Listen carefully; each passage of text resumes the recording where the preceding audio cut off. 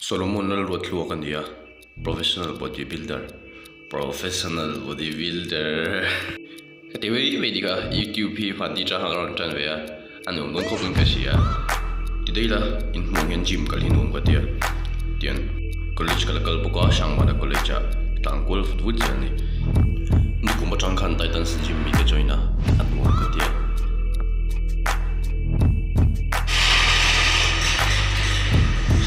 Kati medica gel chungo mang fe kin field.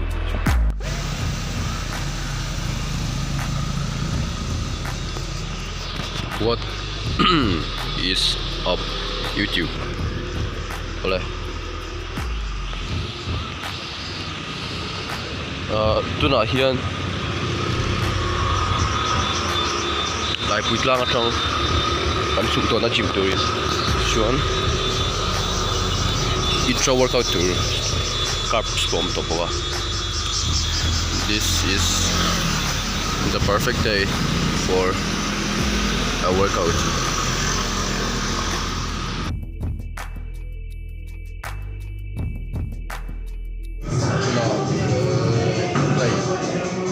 Incline dumbbell press ito nga. Incline dumbbell press set. Nga tinga normal set there. Wala incline dumbbell press hi upper chest siam na niya. Upper chest chu heavy kan pec chung kan chest chung lang pang siam na hi niya. Upper chest lian hi le atra hi poimo ma chest develop thatak mai tu chuan chest development thatak mai tu chuan in hata hianin 25 kg hi kathayang dumbbell reps katuma 20 kg in the warm up set in the 25 training working set 30 to 35 di hangin kapush chota first set hianin 10 to 12, 12 to 15 keep up katuman beginner level big tanin incline dumbbell press mo sweet machine te po man thaya chuan chu mai paka barbell incline pangai top po ka man thaya chu ni kha chu personal preference ke mani du than na khani mai ta ke chuan in dumbbell press hi thama savel tran khanin dumbbell press ai ngai switcha bench incline bench press pa ngai ai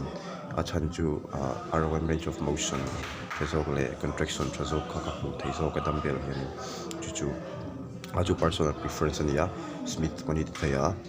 machine pa ngai pe bench pa ngai pon ipes thei thawa ka chu idu dan me ati chuanin apoimo ber zo ka chu range of motion thale I weight I control thei sat ka apoimo tichuan I progressive overload zela katianga consistent dewa I tichuanin tlangi thum huwa chest inute ka chu aron yan mayang upper chest tra chuanin chest pui a develop tra element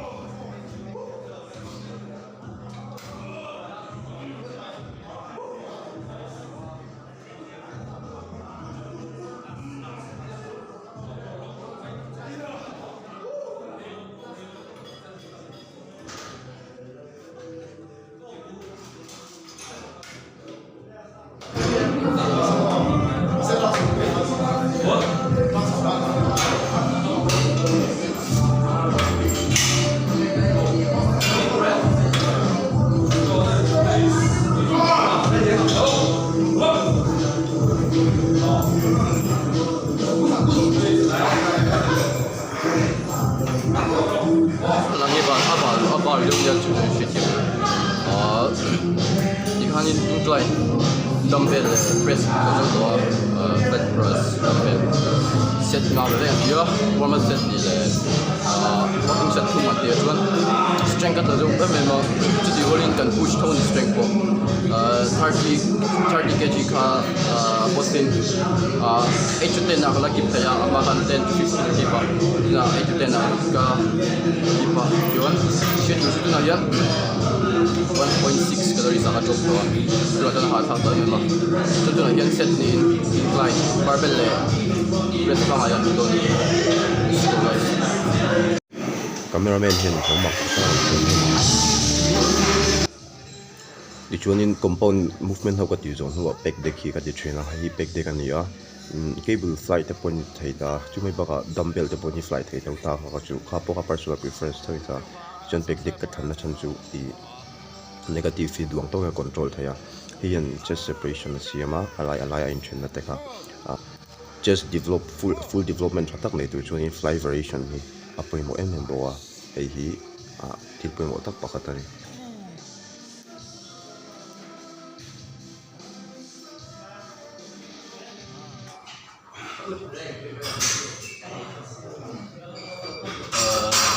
tek kan zo to chuan flying a low le midi na pan ni cable press kan tinga chuan top to kan tinga ngan flying a sit na theng ni na dun chu ni to chu mai test dan chuan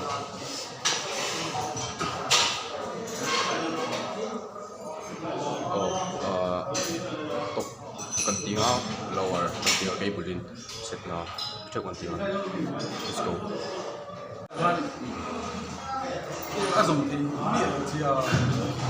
hello hey hi ka training partner kum khadong zui to nia ming te nia chest flex ro le come on for you to fun so ta if fun still ta come on okay point to the mirror ti ta mai ví dụ là à chế gì à separation đi try em anh ấy đâu rồi so milkers đây close up đâu nhận được trong vậy này đâu à đây milkers separation đi try mình gì người đâu rồi hết tiếng chest này tụi riêng ní tin dân tin calories sang chung cái à mà sẽ cùng khát đôn mua po cái này thấy chung đâu đi ông giờ chú genetics applian punya ni ya applian punya dia dia tu asa patient hen darong tu also chido sai ming dia di jadi partner kum sana kum chan lo ten shit to chuan kan zinga sek ber mai nal deng aram kan lo ban chu poi nal deng video on siam pui batang deng chuan tian afele me ya hola mà cháu trang cho mình khá thấp thế là này lui rồi hip là này si phải ba let's go the chuan in muscle fiber te kami separation te striation te chatakalan du le just full tratak ta full tratak nei tu chuan in heading variation top cable le lower weiber bottom cable changa head squeeze thak poi try ya kan dip sa compound movement kan dip sa kan body weight kan hang thau kha ni ai chuanin ai ka ti dan hi anula achunga tang kan heading kalat la chuanin anoya kon contraction ver siama ka squeeze thani chuan full range of motion heta pena poimo emema hei hianin lower chest te achieve lock shwa chuti rolling chest and tom hian lower chest session pain chi achung lo na in hei hianin striation vel te cmm ya tin hemin nuai hianin hei set liga khoya ten chun weiber khoi set li khoya weiber aro hi chuanin upper chest kha hetian asiam bok ta achung eta topa han squeeze chole khan nei chuan hei po hi exercise pe mo ta kan ka shebuwa compound movement ka ti zo vek nuwa a finish na function an